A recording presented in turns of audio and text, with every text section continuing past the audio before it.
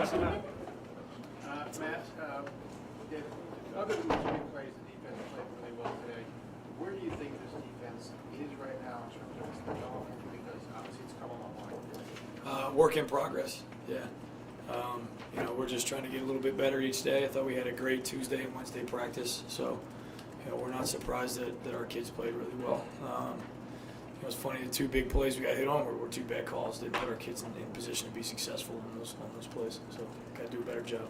We're right behind him, Austin Ward, Leonard Monroe. Yeah, when you talk about the work in progress, some of that seems to be, as Terry was talking about, rotating around the pieces in the secondary. Have you felt like you guys have ever truly settled on the best group back there, or is it week to week thing? Yeah, it's a little bit week to week. It's injuries. It's part of it is what's the plan that week and how do we make that offense left-handed. So, we'll always be in pursuit of trying to get the right guys on the field to give us a chance to win. Bill Landis, The Athletic. Matt, I know you had to change some stuff up schematically, but it also seemed like a few weeks ago that just getting this defensive line to play at the level that people expected to play at Ohio State was a big key in kind of unlocking some defensive progress. Just what is that group's development here over the last month for you guys? Yeah, Larry Johnson is the best defensive line coach in the history of college football, in my opinion. And I think in some cases, if we can just make the quarterback hold the ball for an extra count, then those rushers really get to show up. So, defense isn't played in a vacuum. The front helps the secondary helps the front. And I think the last couple games we've had a chance to work in chorus with each other and make some plays. One final question for Coach. Anyone? Dan Hope, Lemon Warriors. Yeah. Matt, just for you guys, 2 games in a row here to be put in a position where the offense didn't score as much, and you guys really need to make plays to win the game.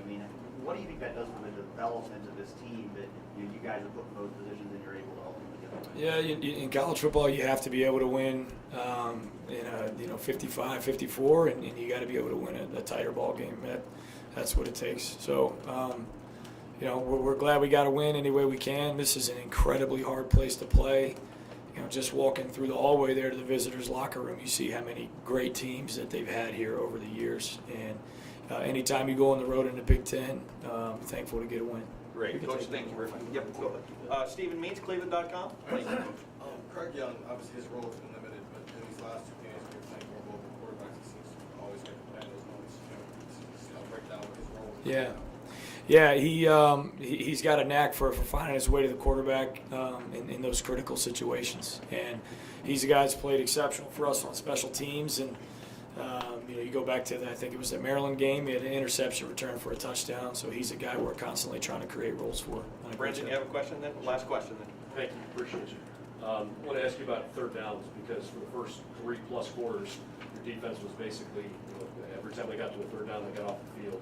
Is there something in particular about what you were calling or the way you thought third downs were going today that gave you a chance to get off the field so regularly? For one, our defensive line, I credit them.